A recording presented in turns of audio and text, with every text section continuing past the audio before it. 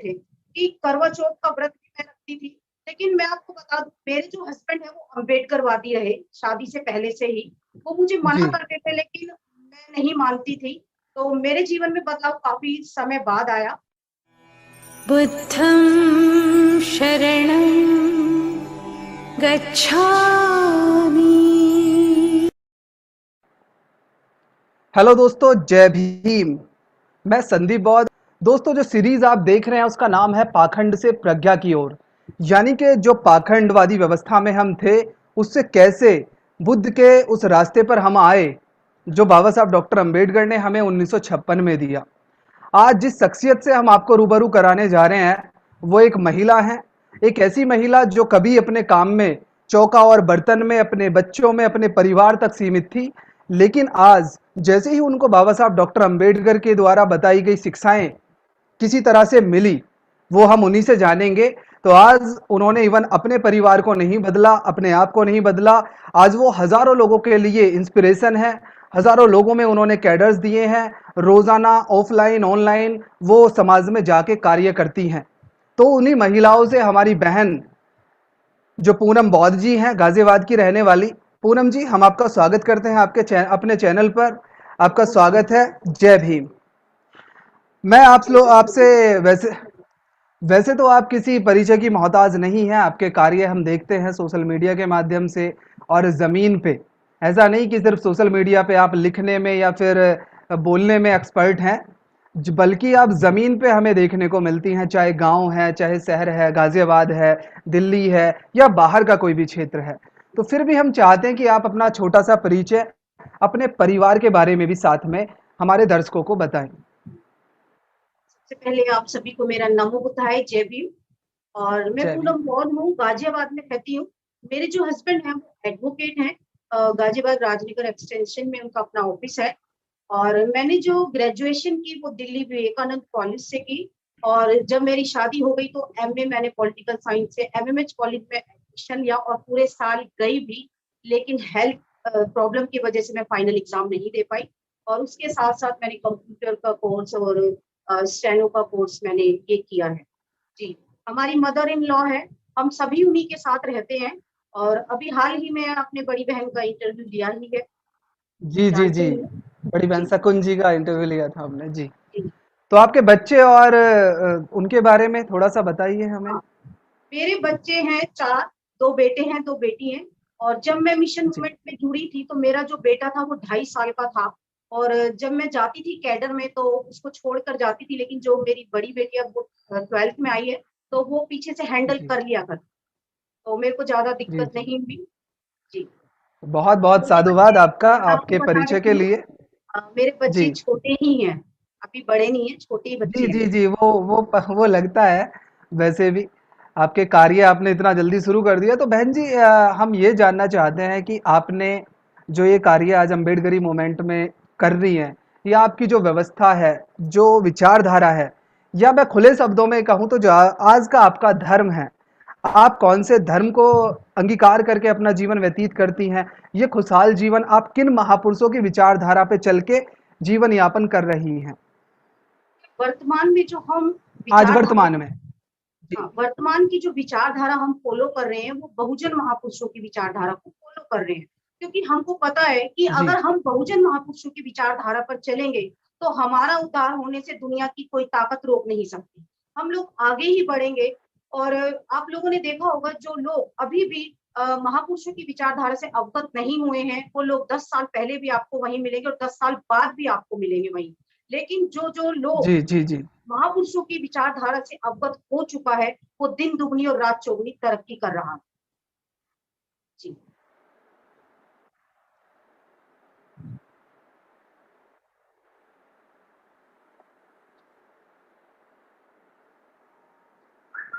तो ये जो परिवर्तन हुआ, हम सभी लोग जब जन्म लिया हमने, तो हमारे माँ बापों से, हमारे परिवार से, हमारा जो परिवेश है उससे हमें एक विचारधारा मिली, एक धर्म मिला, एक व्यवस्था मिली।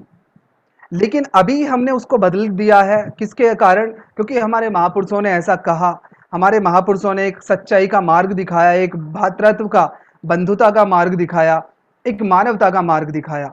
तो जो इससे पहले आपकी विचारधारा थी, वो कौन-सी विचारधारा थी? क्या-क्या त्योहार आप मनाते थे? क्या-क्या कार्य आप या संस्कार आप करते थे? इस विचारधारा को अपनाने से पहले आप सभी लोग जानते हैं हम सब वही थे।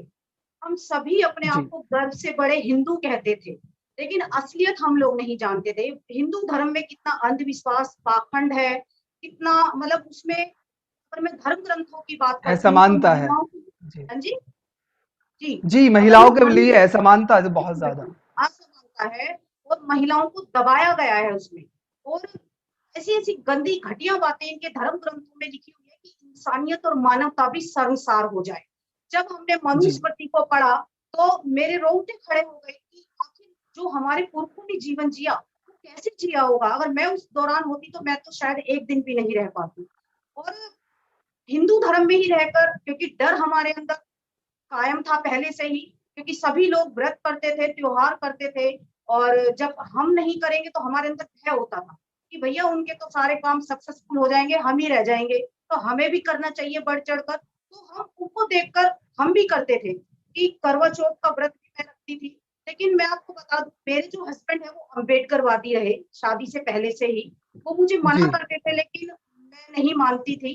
तो मेरे जीवन में बदलाव काफ़ी समय बाद आया और मैं कहती थी कि वो घर में भी आके महापुरुषों की किताबें पढ़ते थे, तो मैं उन्हें मना कर दिया करती थी कि ये क्या पढ़ते रहते हो? इन्हें उठा के रख दो। मैं ऐसे बोलती थी उनको। लेकिन जी। वो कहते थे कि तुम्हें नहीं पता मैं क्या पढ़ रहा हूँ। तो जब तक तो हिंदू रोज़ाना धर्म का जो आपका जो रूटीन था, पूरे दिन का जो रूटीन था, तो वो किस तरह का था? किस तरह से पूजा-पाठ करके या किस तरह से त्योहार या फिर क्योंकि जिस व्यवस्था की हम बात कर रहे हैं, वहाँ पे रोज़ाना कोई ना कोई त्योहार, कोई मावस, कोई पूर्णमासी, फलाना-ढिमका, मतलब रोज़ाना कुछ ना कुछ लगा हुआ रहता है। तो किस तरह से आप करते थे? बिल्कुल हम त्योहार भी मनाते थे, करवा चौथ का व्रत भी करते थे, तीर्थ स्थानों पर भी जाते थे। जागरण में भी मैं कई बार गई हूँ। वैष्णो देवी के भी दर्शन नंगे पैर मैंने किए हैं और मतलब बहुत सारे आडंबर पाखंडवाद को मैंने भी ढोया है और मैं आपको बता दूँ कि सबसे ज़्यादा हिंदू धर्म को अगर मजबूत किसी ने किया है, तो वो बहुजन महिलाओं ने किया है। तो जी, जी। आज मुझे ये फ़ील होता है कि मैं कहाँ पर अपना समय बर्बाद कर रही थी, कहाँ पर मैं अपना पैसा बर्बाद कर रही थी। लेकिन आज मुझे संतुष्टि है कि महापुरुषों की विचारधारा से मैं रूबरू हो गई और उस नरक के जीवन को छोड़कर मैं सही मार्ग पर आ तो बहन जी हमें ये बताइए जो ये दोनों विचारधाराओं में परिवर्तन हुआ, वैसे तो आपने बताया कि आपके जो हस्बैंड थे वो अम्बेडकराइट थे, तो एक प्लस पॉइंट रहा आपके लिए क्योंकि अगर कोई अम्बेडकराइट है और सही मायने में अम्बेडकराइट है तो वो अपनी महिला को पूरी फ्रीडम देता है, चाहे वो शिक्षा के क्षेत्र में है या सामाजिक क्षेत्र में है या फिर परिवार के क्षेत्र में है। वो बहुत सारी चीज़ों को नकार देता है, भले जमाना क्या कहता है, भले परिवार क्या कहता है। तो ऐसी आपके साथ क्या घटना घटी कि आपने अपने आप को, क्योंकि शादी के बाद भी आप ये सारे कार्य करती थी, लेकिन ऐसी कौन सी घटना घटी, ऐसा कौन सा व्यक्ति आपको मिला, ऐसी कौन सी किताब आपने पढ़ी, ऐसी क्या आपने सुन लिया कि आपने अपने आप को पूरी तरह से परिवर्तित कर दिया? जी, बिल्कुल। इसके पीछे एक घटना है। घटना ये है कि एक्चुअली जो हमारे सबके गुरु हैं, श्रद्धेय रमेश गौतम जी, उनका जी, आना-जाना हमारे घर पर रहता है। वो हस्बैंड से मिलने के लिए आते थे मॉर्निंग में और क्योंकि जब वो आते थे तो मैं उठ के चली जाती थी। तो ये पता नहीं क्या-क्या बातें करते जी, थे, मेरी समझ से बाहर थी इनकी बातें। तो एक दिन मेरे हस्बैंड ने कहा कि आप यहीं बैठ जाओ। तो मैं बैठ गई और मुझे पता नहीं चला ये क्या-क्या बातें कर रहे हैं। तो उन्होंने मुझसे पूछा कि बाबा साहिब के बारे में जानते हो? कि हाँ, मैं तो जानती हूँ कि मेरा जो मायका है घर के पास ही अम्बेडकर पार्क था, तो मैंने कहा वहाँ पर जयंती मनाई जाती है और इससे ज़्यादा मैं नहीं जानती कुछ भी। तो वो भी थोड़ा मुस्कुराने लगे कि वास्तव में मुझे पता नहीं है कि बाबा साहिब ने क्या किया। तो उन्होंने मुझे छोटी-छोटी घटनाएँ उनके बारे में बताई और डॉक्टर अम्बेडकर एक संघर्ष, एक बाबा साहिब की पुस्तक है, वो किताब उन्होंने मुझे दी जी, और वो मैंने पढ़ी। फिर उसके बाद छोटी-छोटी किताबें माता रमाबाई, माता सावित्रीबाई फुले, संत रविदास जी की किताबें उन्होंने दी और वो किताबें पढ़कर मेरा तो दिमाग खराब हो गया। मैंने कहा क्या कभी ऐसा भी हुआ था? क्योंकि हमको हमारा इतिहास कहीं नहीं बताया जाता। ना स्कूल जी, में, जी। ना कॉलेज में, ना टीवी में, ना न्यूज़पेपर में, कहीं भी हमारा इतिहास नहीं कहीं बताया नहीं जाता। बताया जाता, बिल्कुल। तो हमको पता कैसे चले? तो मैंने कहा मैं ये भी सोच रही थी कि एक बार को क्या पता ये गलत हो। तो फिर नहीं कि फिर मेरे हस्बैंड ने भी मुझे बताया क्योंकि फुल सपोर्टर रहे वो मुझे बाहर निकालने में और हमेशा मोटिवेट करते थे कि नहीं तुम कर सकती हो, तुम जा सकती हो। तो उनका भी बहुत बड़ा योगदान है अगर मैं बाहर निकल कर काम कर रही हूँ तो तो हमारे कितना जीवन समय में। हो गया इस घटना को घटे हुए, जो ये चेंज हुआ आपके भीतर? जी जी, कितने साल हो सात गए? साल हो गए, 7 साल हो गए तकरीबन। 8-7 साल। सात। जी, जी। और सात तो साल 7 से। सालों में आपने इवन अपने आप को ही नहीं बदला, अपने परिवार के साथ इस समाज को में आज हज़ारों महिलाओं के लिए आप प्रेरणा का स्रोत हैं। आपको सुन के न जाने कितनी महिलाएं बदल रही हैं। बहुत सारे भाई मेरे जैसे लोग मोटिवेट होते हैं, वो भी अपनी पत्नियों को अपने परिवार में वही बराबर का दर्जा देते हैं। तो ये जो दोनों विचारधाराएं रही, क्योंकि आपने दोनों विचार, हम में से ज़्यादातर लोग ऐसे हैं जिन्होंने दोनों विचारधाराओं का अनुभव किया। मैं भी उनमें से एक हूँ। तो जो दोनों विचारधारा आपने बहुत अच्छे से उनका अनुभव किया है। 7 साल आपको इधर भी हो गए, उससे पहले का जो भी आपका लंबा जीवन रहा या छोटा जीवन रहा, वो आपने उस विचारधारा में जिया। तो दोनों के बीच का अंतर आपको कैसा लगा? क्या अच्छाइयाँ, क्या बुराइयाँ लगी? अंदर पहले मैं डर डर कर जीती थी। पहले मेरे को ये लगता था कि जी, भाई उसने व्रत कर लिया, मैंने व्रत नहीं किया, कहीं मेरा ही बुरा ना हो जाए। पहले मन में ये डर लगा रहता था, उसने पूजा कर ली उसको ज्यादा फल मिल जाएगा, मैंने नहीं की मुझे तो कुछ भी नहीं मिलेगा। तो ये जो डर हमारे अंदर सदियों से कायम कर दिया है और वो आसानी से निकलने वाला नहीं है। वो जो डर है वो निकलेगा या तो महापुरुषों को पढ़ने से निकलेगा या फिर जो छोटे छोटे कैडर हम लोग करते हैं या उससे वो निकलेगा। तो महापुरुषों को जब जी, हमने पढ़ लिया तो हमारा डर खुद ब खुद निकल गया। और जब हम इधर इधर वाली साइड में आए, जो हम महापुरुषों की विचारधारा को जब हम लोगों ने अपनाया तो हमको लगा कि हमारा जीवन भी बेहतर है। हम खुली हवा में सांस ले रहे हैं, हम बिना डर के जीवन जी रहे हैं। हमें किसी चीज का डर नहीं है, बेखौफ होकर हम अपना जीवन जी रहे हैं। और हमें पता है कि हम क्या कर रहे हैं, सही कर रहे हैं या गलत कर रहे हैं, ये तो चीज आज भी आप किस हमको। तरह के कार्य, जैसे आप पुराने आपका रूटीन था, संस्कार थे, त्योहार थे, ये सारी चीजें थी, रक्षाबंधन था, भैया दूज था, या फिर मुर्गा बकरे जैसी बलि की भी प्रथाएं थी त्योहारों पे, या उससे अलग जो ये पतियों के लिए होता है करवा चौथ, ये सभी था। तो आज आप उन सबको छोड़कर किस तरह से क्या क्या कार्य, क्या क्या संस्कार करते हैं परिवार में? कि पहले तो हम हिंदू धर्म में थे तो सारे हमको करने पड़ते थे। जैसे रक्षाबंधन पर भी मैं पहले अपने जी, घर जाती थी, करवा चौथ का भी मैं त्योहार मनाती थी, या और भी बच्चों के लिए जो त्योहार होते थे वो भी मैं करती थी। मतलब सारे काम मैंने किए, लेकिन जब जी, तक मैंने महापुरुषों को नहीं पढ़ा। लेकिन जब से उनको जी, पढ़ जी, लिया, जान लिया, ये सब चीजें, इन सब चीजों का मैंने बहिष्कार कर दिया। और मुझे भी आज ये संतुष्टि होती है कि ये जो विचारधारा है ये मैंने पहले क्यों नहीं जानी। अगर पहले से जान लेती तो बहुत कुछ आज होता। क्योंकि नहीं, अभी एक भी लाइन आपने है सही साइन सही समय पे आपको ज्ञात हो गया। जी, क्योंकि महापुरुष तो आपका वो शोला है जो उन्हें एक बार पढ़ ले वो घर में चैन से बैठ नहीं सकता। भले ही उनके घर में जी, खाने बिल्कुल। को ना हो लेकिन समाज में जरूर जाएगा काम करने के लिए। जी, जी, क्योंकि महापुरुष सत्य हमसे सत्य कहा कहते हैं आपने बिल्कुल। कि आराम से मत बैठो, घर में मत बैठो, बाहर जाओ, क्योंकि वाकई में ही लोगों को जगाने की जरूरत है। मेरे को याद है कि पहला जी, कैडर जो मैं गई थी भाई साहब के साथ करने के लिए, सिकंदराबाद की कोई मोलाबाद गांव है, वहां पर मैं पहला कैडर करने के लिए गई थी। और वहां पर मैंने जो लोगों की स्थिति को देखा कि मुझे भी लगा कि वास्तव में ही लोगों को जगाने की बहुत ज्यादा जरूरत है। और आप भी जानते हो जी, बेहतर तरीके से कि ग्राउंड लेवल पर जी, कितने जी, लोग जी, काम कर रहे हैं, है ना, ग्राउंड लेवल पर लोग कितने कर रहे हैं काम। तो वहीं से मैंने नहीं, भी ये अपने आपने आप बिल्कुल में। सही कहा। जी ये आपने कि बिल्कुल सही कहा, जो विचारधारा है इसको ना तो किताबों में पढ़ाया जाता है, ना ही टीवी पे दिखाया जाता है, और ना ही रेडियो में सुनाया जाता है।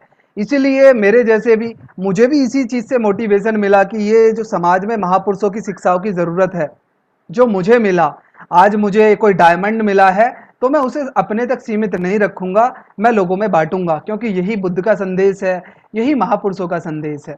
तो आप भी ये जो बहुत अच्छा नेक कार्य कर रहे हैं, इसके लिए आप सभी साधुवाद के पात्र हैं। आपने एक तरह से ऐतिहासिक परिवर्तन भी किया है। लेकिन बहन जी, मुझे ये बताइए, आप एक महिला हैं, बीइंग अ वुमेन, इस समाज में कोई भी कार्य, कोई भी फैसले महिला के हाथ में आज भी बहुत ना के बराबर हैं।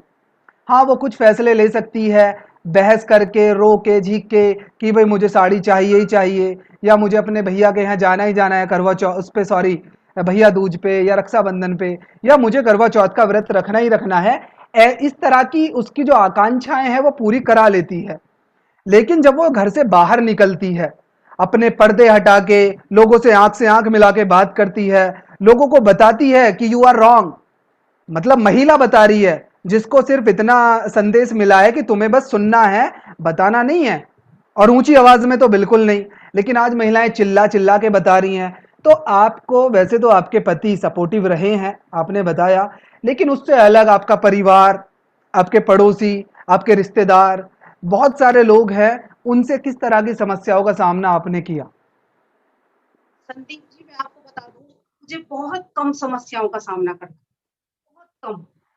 क्योंकि मैं गलती उसमें, जैसे हमारी मदर इन लॉ है, मैं गलती उसमें उनकी भी नहीं मानती।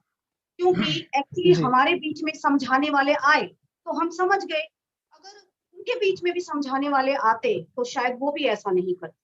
और जी, वो भी समझ जाए। रही पल्ले की बात, शहरों के मुकाबले गांव में ज्यादा पल्ले का जो प्रचलन है, गांव में ज्यादा मुझे देखने के लिए मिलता है, शहरों में इतना नहीं है। और मेरी मदर इन लॉ ने कभी मुझे नहीं कहा कि यहाँ तक घूंघट करके जा या यहाँ तक करके जा। अगर उनको यहाँ तक घूंघट रखने में अगर उनको खुशी मिलती है तो यहाँ तक करने में कोई बुराई नहीं। दो चार घर के बाद तो हम वैसे भी ओपन कर ही देते हैं अपना पल्ला। जी। तो मेरे लिए खुशी ज्यादा इंपॉर्टेंट है कि अगर उनको खुशी मिलती है यहाँ तक रखने में तो आप खुश रहिए, खुश जी। रहिए आप। तो मुझे ज्यादा कोई समस्याओं का सामना करना नहीं तो पड़ा। जैसे आपके भैया हैं, भाभी हैं, या फिर और रिश्तेदार हैं, जैसे भैया दूज पे आज जाती थी, अब नहीं जाती हैं, रक्षाबंधन पे आप जाती होंगी, अब नहीं जाती हैं, या कोई और त्योहार हैं, या कोई और संस्कार हैं जिनको आप करते थे, क्योंकि जैसे ही बेटी परिवर्तन करती है तो एक तरफ तो सास को भी दुख होता है, दूसरा उसकी जो माँ है जिसने उसे बचपन से पाला था, उसको भी डर लगने लगता है कि ये पता नहीं बेटी क्या कर रही है, इसके साथ कुछ बुरा ना हो जाए। तो उन सबको लेकर उन सबका कैसा रिएक्शन था? एक्चुअली क्या है कि जब मैं गांव में कैडर करने के लिए जाती थी तो मेरे बच्चे छोटे थे। मेरा बेटा 2.5 पौने 3 साल का रहा होगा जब से मैंने निकलना स्टार्ट कर दिया। तो मेरी सिस्टर है, मेरी मदर है, बल्कि हमारी सासू माँ भी कहती होंगी कि इसके बच्चे छोटे हैं और छोड़कर चली जाती है उनको। तो मैं उनको यही कहती हूँ कि एक तो मैं मिशन मूवमेंट में लेट जुड़ी, मुझे लेट पता चला महापुरुषों के बारे में। और हफ्ते में अगर 7 दिन होते हैं, 7 दिन मैं अपने घर में 5 दिन अगर मैं अपने घर में बिताती हूँ और 2 दिन मैं समाज के बीच में जाकर 4-4 5-5 घंटे अगर स्पेंड कर लेती हूँ, यानी कि जो मेरा वेस्ट समय है उसे मैं इन्वेस्ट कर लेती हूँ, वो मैं तो ये मेरे इन्वेस्ट, लिए जी। बहुत बड़ी बात है। मेरे लिए बड़ी बात है क्योंकि जी। मैंने खुद ने डिसाइड किया है कि मुझे क्या करना है। और बेहतर काम करने के लिए हमको बहरा बनना ही पड़ेगा, ये मैं सोचती हूँ। जी। मुझे नहीं, आपने उनके बिल्कुल सही कहा।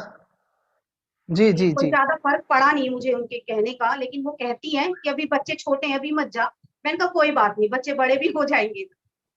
जी। जी, जी। नहीं, बिल्कुल आपने सही कहा, बच्चे बड़े होने का इंतज़ार करेंगे तो समय निकल जाता है। क्योंकि आपने एक बात बहुत अच्छी कही थी कि जैसे ही महापुरुषों के विचार हमें मिलते हैं, तो फिर हमारे पास पैसे नहीं है, कोई बात नहीं, हमारे पास अच्छी नौकरी नहीं है, कोई बात नहीं, हमारे पास अच्छे कपड़े नहीं है, कोई बात नहीं, हमारे बच्चे जैसे हैं, कोई बात नहीं, हम निकल पड़ते हैं, हमारा घर में रहने का मन नहीं करता। और बिल्कुल मैं सही बात। महसूस कर सकता हूँ इस चीज़ को जो आपने कहा, कि मुझे भी लगभग 8-9 साल से पता चला इस चीज़ का। मैं भी पुरानी व्यवस्था में जब था, लेकिन इन 8-9 साल में मैंने अपनी जॉब से अलग एक भी छुट्टी शायद ही अपने घर पे निकाली हो। नहीं तो कहीं मीटिंग में, कभी कुछ हाँ जी। छोटी मीटिंग, कभी बड़ी मीटिंग, कभी कोई प्रोग्राम।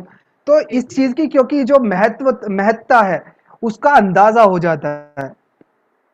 तो ये जो आगे एक्चुअल में हमने ये जो सीरीज चालू की है, ये इसीलिए की है क्योंकि जैसे आपका अनुभव है, हमारी बहन जी या बाकी लोगों का अनुभव सुन के बहुत सारे लोगों के दिमाग में सवाल होते हैं कि अगर हम ऐसा करेंगे तो पता नहीं क्या समस्याएं आएंगी।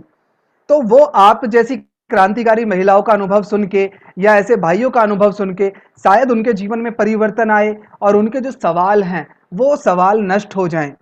तो इसीलिए हमने ये प्रयास किया है। तो बहुत जो बहुत समस्या है, प्रयास वैसे तो आपने आपने किए। बताया जी, साधुवाद। वैसे तो आपने बताया कि ज़्यादा समस्याएं आपको झेलनी नहीं पड़ी। कारण ये रहा कि आपकी परिवार जो रहा, ससुराल पक्ष, खासकर पति, वो अम्बेडकराइट फैमिली रही। और फिर भी एक कई कारण बार और बता होता है। देती हूँ, जी। मेरी जो जी। सासू माँ है वो नीचे ग्राउंड फ्लोर पे रहती है और मैं 3rd फ्लोर पे रहती हूँ। अगर कुछ कहती भी होगी तो मुझे नहीं पता चलता। मुझे नहीं जी पता जी चला। जी। तो ये भी नहीं कोई जी बिल्कुल है।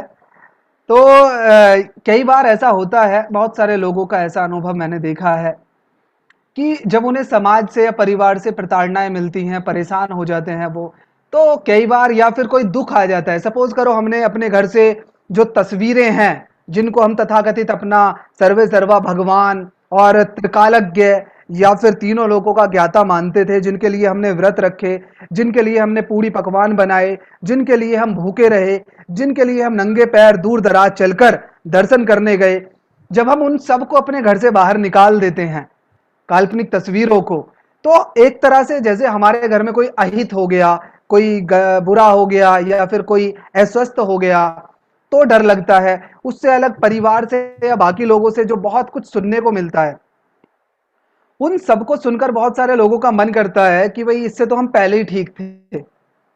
तो वैसे तो आपने बताया कि आपको ज्यादा समस्याएं नहीं झेलनी पड़ी, इसके लिए आपका परिवार और आप सभी साधुवाद के पात्र हैं।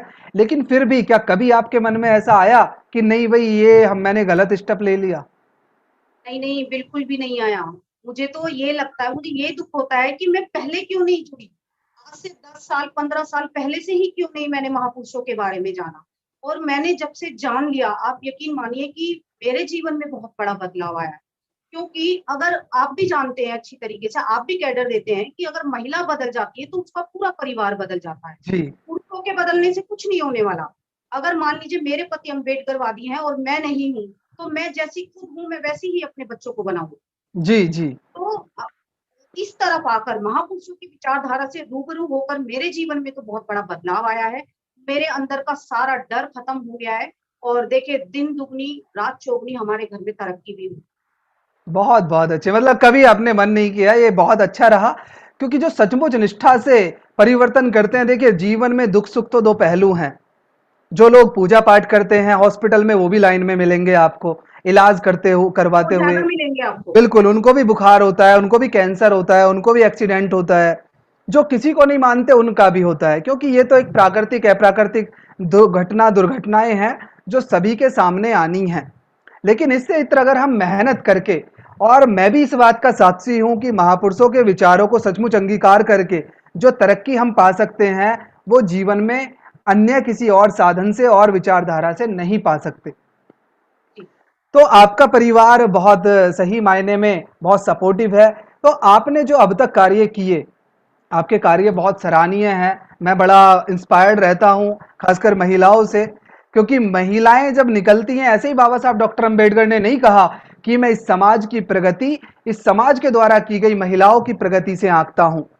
क्योंकि उनको पता था, वो सामाजिक वैज्ञानिक थे, उनको पता था कि जब तक महिला की प्रगति नहीं होगी, तो पुरुष तो पहले से ही प्रगतिवान है, पुरुष तो पहले से ही राजा भी रहा, पहले से ही सेना में भी रहा, पहले से ही हथियार भी रखे, पहले से उसके हाथ में धन भी रहा, फिर भी इस देश की कैसी दुर्गति आज देखने को मिलती है। लेकिन अगर महिलाओं के हाथों में ये सारी चीजें जाएंगी, तो यकीनन इस देश में या दुनिया में बदलाव आएगा।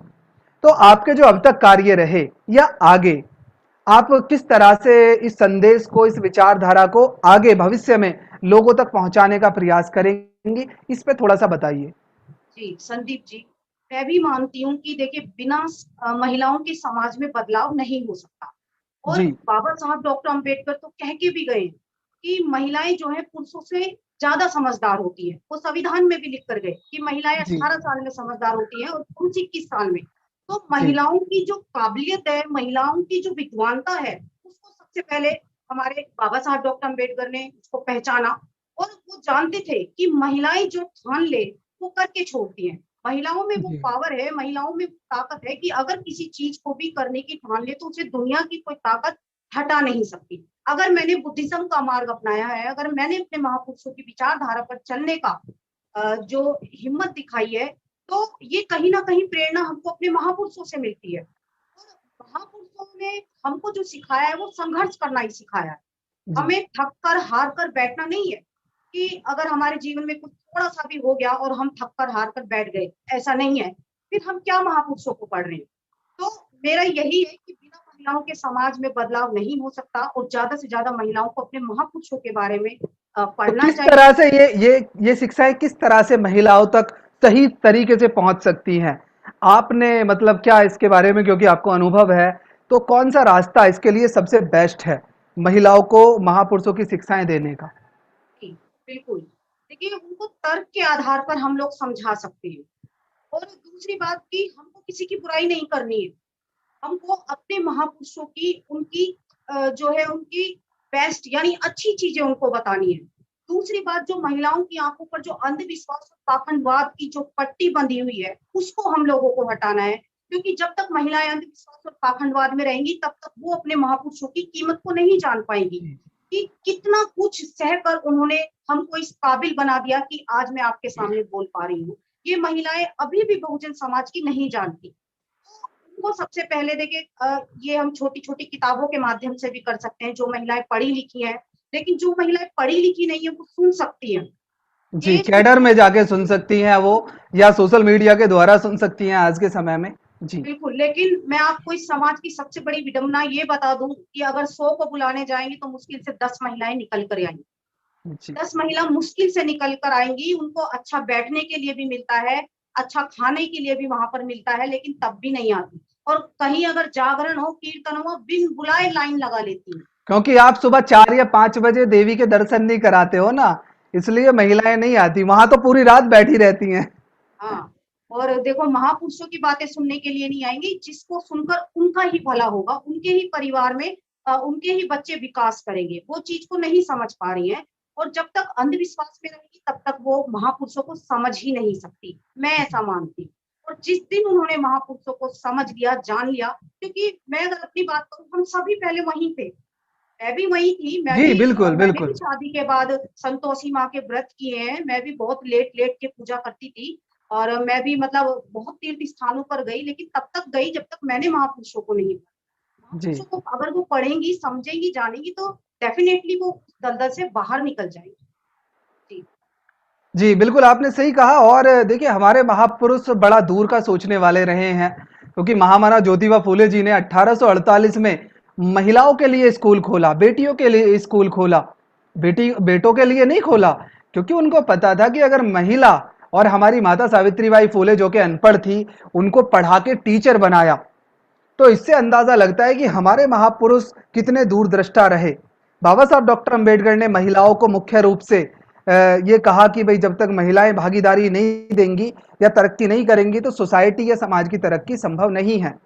तो आपने बिल्कुल सही कहा, जब तक महिलाएं अपने भीतर का डर नहीं निकालेंगी, इस पाखंड से बाहर नहीं आएंगी, तब तक वो कोई बड़ा परिवर्तन अपने जीवन में या अपने परिवार में या अपने बच्चों के लिए नहीं कर सकती।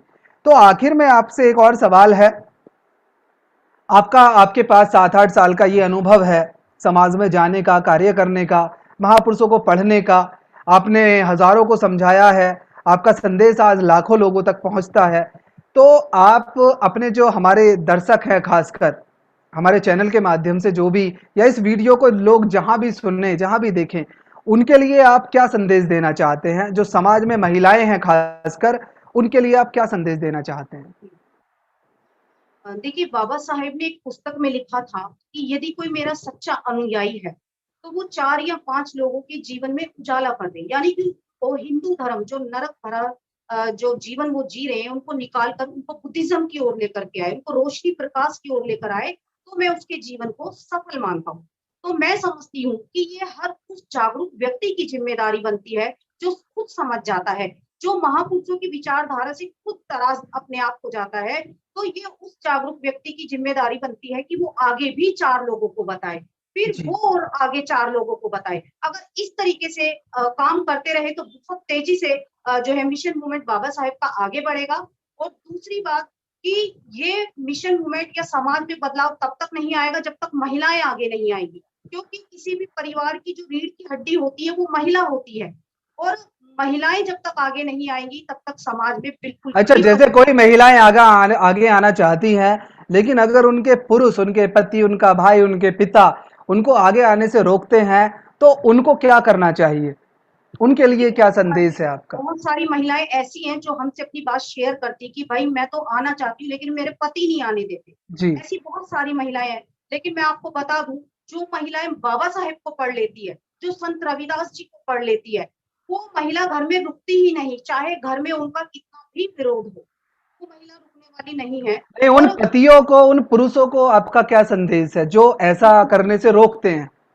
मैं ऐसे अपने भाइयों से ये कहना चाहती हूँ कि आपको तो देखिए हमारे महापुरुषों ने महिलाओं में और पुरुषों में कोई भेदभाव नहीं किया। किसी जी, भी महापुरुष को आप ले लीजिए, सभी ने महिलाओं की बराबरी की बात की, बल्कि महिलाओं को अपने से भी ज्यादा आगे रखा। अगर ज्योतिबा फूले महामना ज्योतिबा फूले बने तो माता सावित्रीबाई फूले जी की बदौलत। अगर Baba Saheb doctor Ambedkar symbol of knowledge बन पाए वो माता रमाबाई जी की रमाबाई बदौलत। जी। अगर तथागत सम्यक संबुद्ध बन पाए तो वो माता यशोधरा जी की बदौलत। यानी कि महिलाओं का बहुत बड़ा योगदान रहा है प्राचीन काल से ही। आप अगर देखोगे जी, तो जी, मैं भाइयों से कहना चाहती हूँ कि आप खुद भी आइए और अपने साथ साथ अपनी पत्नी को, अपनी बहनों को, अपनी माताओं को भी लेकर के आइए, क्योंकि आप जो भाई हो वो हमारे पिलर हैं। और जब पिलर मजबूत होंगे तो बिल्डिंग अपने आप मजबूत बन जाएगी। तो हमें आपका सपोर्ट चाहिए, क्योंकि देखिए महापुरुषों ने हमारे लिए बहुत बड़ी कीमत चुकाई है। यहाँ जी, तक कि उन्होंने अपनी जान की भी परवाह नहीं की।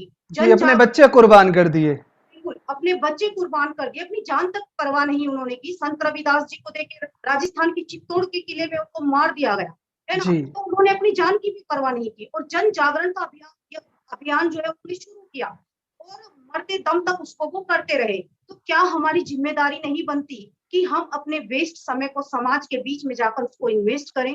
अगर हमारे बताने से भी अगर एक महिला जो समझ जाती है या एक भाई भी हमारे बताने से समझ जाता है तो ये हमारे लिए बहुत बड़ी बात है ना? और हमें ऐसे भाइयों की बहुत ज्यादा जरूरत है, जैसे संदीप बौद्ध हैं, बहुत सारे जो शिव कुमार जी हैं, बहुत सारे हमारे भाई लगे हुए हैं मिशन मूवमेंट में जो महिलाओं को सपोर्ट कर रहे हैं। तो जी। ऐसे लोगों की आज समाज को बहुत ज्यादा जरूरत है। जी। नहीं, बिल्कुल आपने सही कहा। देखिए समाज में ये जो विचार हैं, क्योंकि ये ना किताबों में पढ़ने को मिलते हैं, ना टीवी पे दिखाए जाते हैं, ना रेडियो पे सुनाए जाते हैं। तो एकमात्र इन्हें पहुंचाने का साधन वही है जो बुद्ध ने किया। Face to face, person to person जब तक हम नहीं जाएंगे, डोर टू डोर जाके हम नहीं बताएंगे, तब तक लोगों को कैसे ज्ञात होगा कि what is wrong, what is right. हमें बताना पड़ेगा कि ये पाखंड है, ये प्रज्ञा है, ये अंधविश्वास है और ये अंधविश्वास नहीं है। इसे करने से आपका भला होगा, इसे करने से आपका बुरा होगा। आपका उद्धार उत्थान कैसे होगा, ये हमारी सबकी जिम्मेदारी है। चाहे महिला हैं, पुरुष हैं, हमारी बहनें हैं, भाई हैं या हमारी माताएं हैं, जो भी लोग इस तरफ कार्य कर सकते हैं। और आप, या हम लोगों का जो फॉर्मूला है वो बहुत अच्छा है जो श्रद्धेय रमेश गौतम जी ने दिया, कि जिस समय को हम चोपले पे आपस में बात करके बकवास करके निकालते हैं, जिस समय में हम टीवी देखते हैं, जिस समय में हम मूवी देखने जाते हैं या आपस में चुगलखोरी करते हैं, जिसे कहते हैं वेस्ट समय, उसे हम समाज के लिए इन्वेस्ट करें। सप्ते में, महीने में, 15 दिन में, 2 महीने में, उसके लिए हम मीटिंग कर सकते हैं अपने स्तर पे जाके। लेकिन अगर हम बताने में सक्षम नहीं है तो हमारी पूनम बहन जैसे, रमेश गौतम जी जैसे, शिव कुमार जी जैसे और न जाने कितने लोग आज समाज में कार्यरत हैं, उनको बुला के एक पल बिछा के आप लोग मीटिंग करा सकते हैं, जो एक बहुत आसान प्रावधान है, ना कोई खर्चा है। तो मैं सभी अपने श्रोताओं से आग्रह करूंगा कि जो हमारी बहन जी ने आज अपना अनुभव शेयर किया है, और ऐसी सिर्फ पूनम बौद्ध जी नहीं, आज सैकड़ों महिलाएं समाज में कार्यरत हैं, तो उनके पीछे जो पुरुष हैं वो भी उनके साथ कंधे से कंधा मिलाकर चलें, उनको आगे बढ़ाएं, मोटिवेट करें। और जो लोग ऐसा करने के लिए सोच रहे हैं वो निश्चित ही जल्दी फैसला लें और ऐसा करें, अपने जीवन में परिवर्तन करें और हजारों या लाखों लोगों के जीवन के लिए प्रेरणा बने। तभी ये महापुरुषों का मिशन सफल होगा। तो बहन जी, आखिर में आपसे, क्योंकि आपने इतना अपना कीमती समय दिया और आपके जो कार्य हैं वो सचमुच बड़े उत्कृष्ट कार्य हैं, आपके पूरे परिवार को ढेरों मंगल कामनाएं हमारी तरफ से। आप यूं ही धम्म की और महापुरुषों के मिशन की सेवा करके उसे आगे नई बुलंदियों तक पहुंचाते रहें। हमारे दर्शकों की तरफ से भी आपका साधुवाद है, धन्यवाद है। आशा करता हूं हम फिर से किसी और मुद्दे पर आपसे बात करेंगे। तब तक के लिए धन्यवाद। जय भीम। जय भीम। नमो बुद्धाय।